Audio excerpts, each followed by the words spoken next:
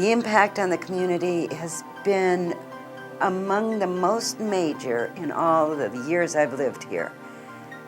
They have brought mental illness out of the closet and put it on the table, but they've done much more than that. They've combined mental illness with the arts and with the social services and with the diseases, all of the things that impact Sarasota have been impacted by the Petersons. Bob Peterson was born in 1923 in Atlantic City, New Jersey. He was the youngest of two boys, being 4 years younger than his brother Eddie. His parents were hard workers who set a solid foundation for their boys. He was a commercial fisherman down in Atlantic City, New Jersey, and had his own boat. My parents were from Sweden. She was a good homekeeper, a great mother, and a wonderful cook. A few years later in New York City, a girl named Pasqualina, meaning Little Easter or New Beginnings, was born. She would one day change Bob's life. I was born in Manhattan. Now it's about a block away from the United Nations, and I was born in the house. I wasn't born at the hospital. Growing up, Pasqualina's big brothers Pasquale, or Pat, 5 years her senior, and Francesco, or Frank, 4 years her senior, watched over their younger sister very carefully. They watched me everywhere I went, and my mother and father didn't permit me to go anywhere unless I was with them. Bob discovered the importance of hard work and good business sense at an early age. Delivering groceries for the grocery store and selling magazines and newspapers as a kid. I guess I was about 10 when I started. Bob learned some valuable lessons during those early years delivering papers, not only about customer service, but also about collections. One fella who owed several weeks, and then he just moved out, and I didn't see him. So my father found out where he had moved to, and I went around and surprised him. Shocked him as you were. It was also at a very young age that Pasqualina, Lee, discovered what would become her life passion. My father really had a wonderful voice. He had a beautiful voice, and he sang all the time. All of a sudden, one day, I guess I started singing with him. And he really should have been on stage. But he thought that nobody does that for a living. That's just fooling around and having fun, and they had to work to make money. Making money meant long, hard hours in the family's restaurant. My mother was the matriarch, so she ran the show. My job was the maid, and I cleaned the house. Part of my job. And the restaurant, I washed the dishes, and I helped my mother cook, and I washed the floors, and you name it, because it was a little small family restaurant on 2nd Avenue. It was called Pasquale's. All my growing up years were there, and then I would go to, I'd go to school and then come back, and actually we were there for many, many years. In school, she continued to develop her singing voice. I was in all the plays, I was in all the, you name it, anything that they needed to have a show about, they would have me do them. Except it was not too good for my studies because I didn't speak English extremely well at that time. They took me out of my class all the time. And my mother and father couldn't help me with my studies. They couldn't read or write English. So it was very difficult for me. For Lee, life was often a struggle. When she was 4 years old, she experienced a terrible tragedy. She was riding in her little red wagon, which was being pulled by her 3-year-old cousin, when a group of boys rounded the corner of 45th Street and 3rd Avenue. There was about 10 young boys, 11, 12, 13 years old. And they were wild. They were running around with this can, with a candle in it and gasoline. And they were twisting it around their heads, and it fell on my white dress. And I was completely burnt. Well, half my body was burned, and I was in the hospital for about 8 months. And I was supposed to die. They didn't think they could save me. But that has influenced my whole life. Her recovery was lengthy and painful. However, she was aided by a wealthy woman in the city. I was with her for about a year. And my mother would come and visit me, and finally, I wouldn't even look at my mother because I would stand, you know how kids are, they stand behind the mommies and hold their legs, and I wouldn't look at her. And she finally decided, well, this is ridiculous, she's not even my daughter anymore. So she said, that's enough, she's coming home with me. It was very difficult for her because taking care of me was very tough. Bob found school enjoyable. He was a very good student, mixing studies with work. I was editor-in-chief of the literary magazine and yearbook, and in a couple of associations there. After high school, Bob went to the University of Pennsylvania. During his time spent there, he became involved in some performing of his own, becoming a member of the Masks and Wigs thespian group. As we can see, they performed on stage in some rather unusual costumes.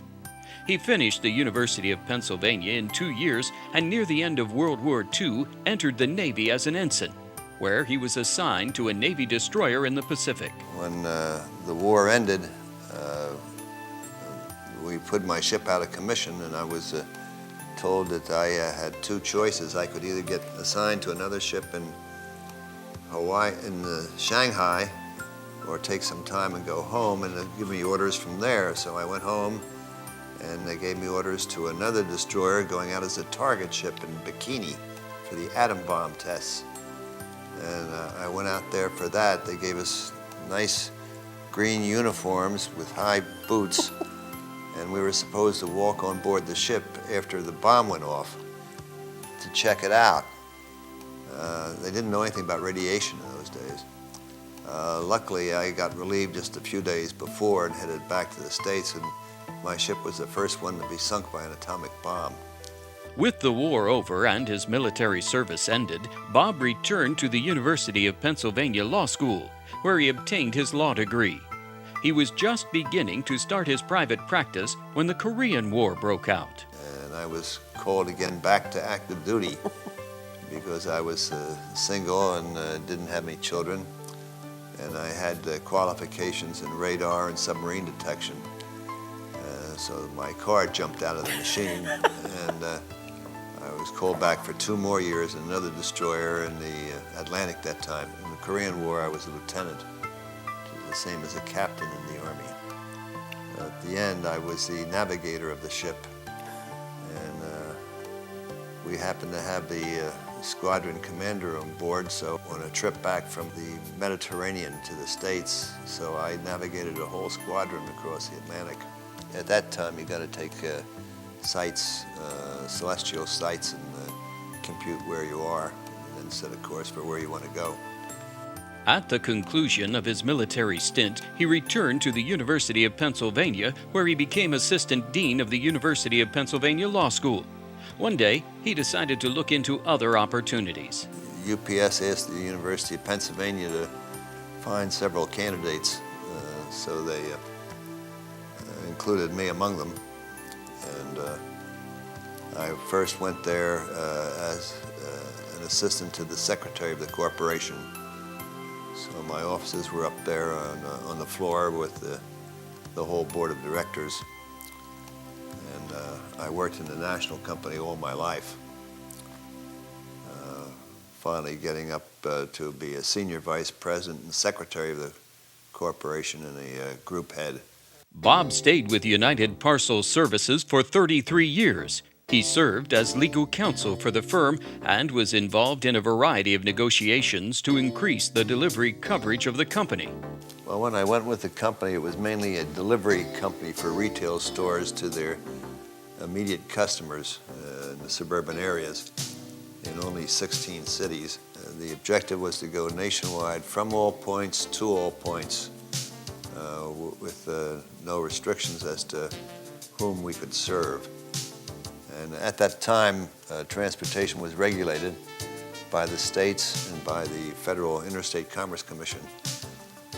So during that time, I spent a lot of effort gaining operating authority from those states so that we could start the operations. And we began spreading all around the country and finally did achieve that success.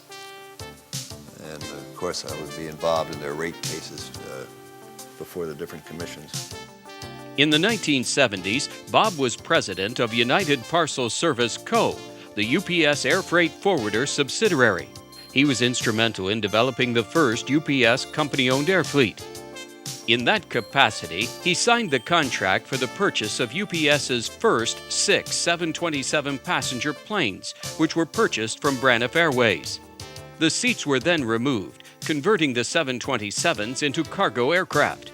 Bob also signed contracts for the purchase of 6 747 cargo planes from American Airlines and the order for the manufacture of 757 aircraft by Boeing. Today, UPS is one of the largest airlines in the world. The company actually started in 1907 out on the West Coast. They started as the messenger boys and motorcycles and the earliest trucks available, eventually settling on a brown color scheme because actually the brown was the color of the Pullman cars in those days, which was supposed to be first class. That's why they adopted that color. Meanwhile, during this time period, Lee was busy focusing on her singing when not working in her family's restaurant. I was doing a lot of singing, but at that point, I really needed to go to a conservatory. But my mother absolutely would not permit such a thing. She said, you sing, and I would like to do it with her accent. You sing, you open your mouth, and you sing. You don't have to go to school to learn how to do that. Lee did receive some singing lessons and coaching. She learned operas at an early age and worked with the Amato Opera Workshop. Her brother, Pasquale, or Pat, became her promoter. He would talk to most people in the restaurant if he knew they were on TV. One fellow said, well, I know Buddy Rogers, and he had his own show, The Stars of Tomorrow, something, I don't know. And so I went and I auditioned for it. And I remember it very, very well because I sang a ballatella from Pagliacci, which I adored, and I never sang it with an orchestra before. But anyway, they asked me to be on the show, and I won twice. Using the name Lena for her professional career, in 1951, she was given an opportunity to sing for the Duchess of Windsor, as we can see by this newspaper article. She continued to pursue singing engagements, performing on New York radio stations, and auditioning for shows, receiving a part with Ethel Merman in Call Me Madam. And it was wonderful. She was quite a character. And it was just thrilling because I never believed that I would ever be able to do such a thing and get a job for singing and get paid. And Elaine Stritch, she took over, and we started off on a tour. I got offered the job of the ingenue in the show. I just didn't think I could do it. I couldn't stay away there that much longer. It was just very difficult for me because I'd never been away from my family, and so I quit. Oh yes, the family. Remember the brothers? They were still watching over her. When I was 18, and even at that point, they were still watching. My brothers were, my mother and father. And they really wanted me to be married, desperately, but they wouldn't let me have a date. So I couldn't quite figure out how that worked. It was counterproductive. Settling into his job at UPS, Bob decided to take an old Navy wave friend on a date. Her father always wanted a son, so when she was born, he named her George. So there's this young Lieutenant George Brown. Every time she was assigned to a new bachelor officer's quarters, it'd be a real problem. Put him in with the guys. Anyway, that's the lady I took out, and I asked people at the office for a good restaurant nearby, and they recommended the one run by Lee's family. So I took George there, and we were sitting at the bar. And at that time, Lee happened to be the bartender. And she stepped out for a while, and George turned to me and said, "Bob, that's a good-looking girl." And I said, "Yeah." And I never saw George again. The next time, I guess, he came up to the bar. So he sat there for a little while, and he had a drink, and we chatted a little bit. And then he asked me to go out. And without even thinking, I said yes. A week later, we had a date. And after the date, it was very, very nice. We had a lovely time, and I thought he was very nice. And I thought, oh, well, my mother and father can't disapprove of this guy too badly because he knows all the people. We know all the people from United Parcel Service, so he can't be bad. So he left. I didn't talk to him again. And for about 2 or 3 weeks, I didn't hear from him. And I must have thought, gee, I kind of thought he was kind of a nice guy. And but I guess he wasn't interested. We were starting up operations to get authority to operate throughout the state of Illinois and to start operations in Chicago, which we didn't have. So I was out there working on that with a group of men, and that was about 6 or 8 weeks. And then when I came back, I really wanted to see her. Robert came home, and he came into the restaurant. He didn't go back to his apartment. He came to the restaurant, put his bags down, and he asked me to go out on a date again, right at that moment. And there was somebody taking care of the place, so I went with him. And that was our second date. Just a couple months, then I proposed, and we were On his knee. We were going to be married in March of '54. Later on, I said to her, I think probably around September, that, gee, I'm deeply in love with her. She's marvelous. Why are we wasting our time apart? Why don't we get married right away, maybe in December? And I said, to clinch it. And besides, think of the money we'll save on taxes.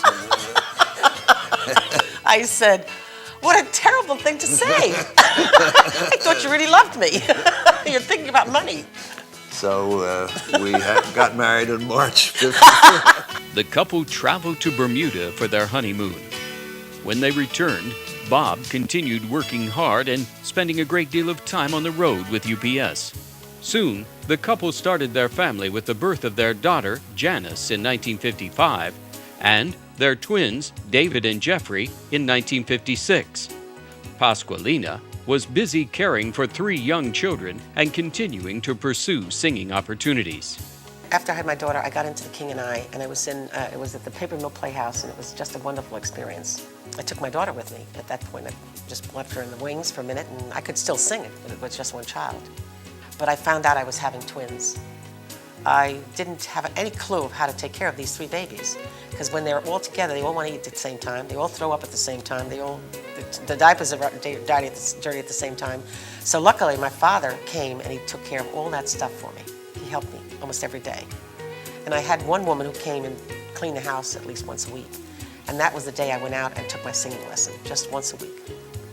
So that was what I did. I kept singing. I never stopped singing. I got, jobs at concerts and things like that. So I was always working. Didn't make a lot of money and I didn't become famous, but it didn't matter. I will have to tell you that I would never change anything in my life. I have 3 wonderful children and a great guy. When their twins were 18, David became ill with a condition that would change their lives and the lives of many others. First of all, I don't know what schizophrenia means. I know nothing about mental illness. 2 psychiatrists told me that he was very ill with this terrible, terrible illness. There was no hope, so put him away and forget about him. And I wasn't going to do that, and neither was my husband. After a while, I realized that the real problem was the science. The doctors really didn't know what they were talking about. They didn't know how the brain worked, and there's still an awful lot to learn. So I figured that research was the important thing. And we went around trying to find out where we could invest in research, and there weren't many places until we heard of NARSAD being formed, which has a scientific council of the top research scientists at major institutions throughout the country going into research on mental illness. And it's been very successful. There's a long way to go. The brain is such a complicated scientific thing, but we have established, I think, very clearly that mental illness is a physical illness, just like cancer or diabetes, and is nothing evil. We've raised $115 million and given it to at least 1,500 scientists in I don't know how many different universities all through the country. And also the 3 scientists who received the Nobel Prize last year, they all work with NARSAD. My son, who they asked me to put away, was very, very sick for a very, very long time. In the last 5 years, I would say that you would not believe that he was even ill. He's doing magnificently. By 1994, the Petersons determined they would move to Florida. Pasqualina's cousin, an opera singer in her own right, lived in Bradenton. She suggested they move to Sarasota. She told me about this wonderful opera company we have here. She said, it's really incredible. You will not believe what we do. I said, well, I guess I'm going to have to believe you, but I really can't believe that any place could have, except for New York City, could have a magnificent opera company until I finally saw the first performance, and it was Madame Butterfly with Paula Delegati. I will never forget the day. It was so gorgeous and so beautiful, and I was so impressed. I said to Robert, I think we're going to move there. Bob and Lee are a great team. They really came in this town and hit the ground running, and they have done so many things for so many of our organizations in town, not only mental health, which is their main thrust, but also the arts. They've been wonderful to the arts, and they've just been a great addition to our city. Of course, they also brought NARSAD to Sarasota. NARSAD is the National Alliance for Research into Schizophrenia and Depression. And it was started in New York City, and Lee and Bob have both been on the national board there. Their dream is to have chapters all over the country. They have been so effective in bringing awareness to the community through two vehicles. They do the symposium where the scientists come down and for a day and tell the story of mental disease and what's being done to correct it and what the problems are. And then they have this gala event that is planned all through the year until it occurs. And at the gala event, they raise as much as this year, I think it was $330,000 toward, that is all contributed to research in mental diseases. Well, Bob is a trustee of New College Foundation, and as such, we work very closely together. He not only is a supporter financially, but he contributes a great deal of experience and wisdom, and his business acumen is really something. I first met the Petersons when I was president of the Oslo Theater, and which wasn't doing that well, and we set about correcting that, and both Lee and Bob were very helpful. They stepped up to the plate along with me and others, and we were able to straighten it out. The Petersons have been major supporters of the Oslo over a period of years, and last year they were co-presidents of our organization. And as such, they attended every function. They did more in terms of their involvement with us than almost anybody had in the past. They're deeply interested in the Oslo and wonderfully supportive, and we're grateful for it. Not only did they give me the first $100,000 for the new building next to the Opera House, which was to be called the Peterson Great Room, and was the first fundraising space that was usable downtown, but he was on my financial board, and that man knows finances, and it was always wonderful to know that I had the security of being able to talk with him after a meeting, and he knew what we were talking about, could give me all the answers. As co-chairs of our campaign, Bob and Lee bring a sophistication, certainly they bring their own resources, which they have helped donate towards the clubs, but they also bring a sense of urgency of how important it is that the youth in our community also experience all of the wonderful arts in our community. They've helped to forge those partnerships that I don't think another couple might have been able to do. They really cross all the different borders, and they don't see any walls, they just see opportunities. They're a charming, warm, and loving couple, and you can see the love between them all the time. Bob and Pasqualina Lee Peterson have made a tremendous impact upon this community and those who live here. Yes, well, we really admire the community, and we enjoy it so very much. And really, we would like to help the community grow if we can. And I think as a citizen, you ought to participate to the fullest extent of your ability. We ask them for their advice for success to those who follow. Well, I think to be successful, you've got to be honest and straightforward and work very hard and use your imagination.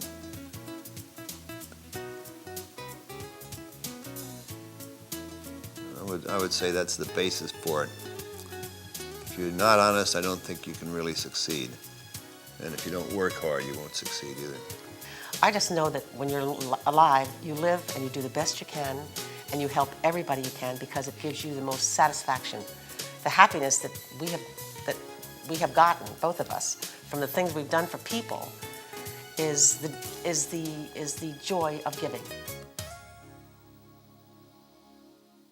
Al di là del bene più prezioso ci sei tu, al di là del sogno più ambizioso ci sei tu, al di là delle cose più belle, al di là delle stelle ci sei tu, al di là ci sei tu, per me, soltanto per me. Al di là del mare più profondo ci sei tu.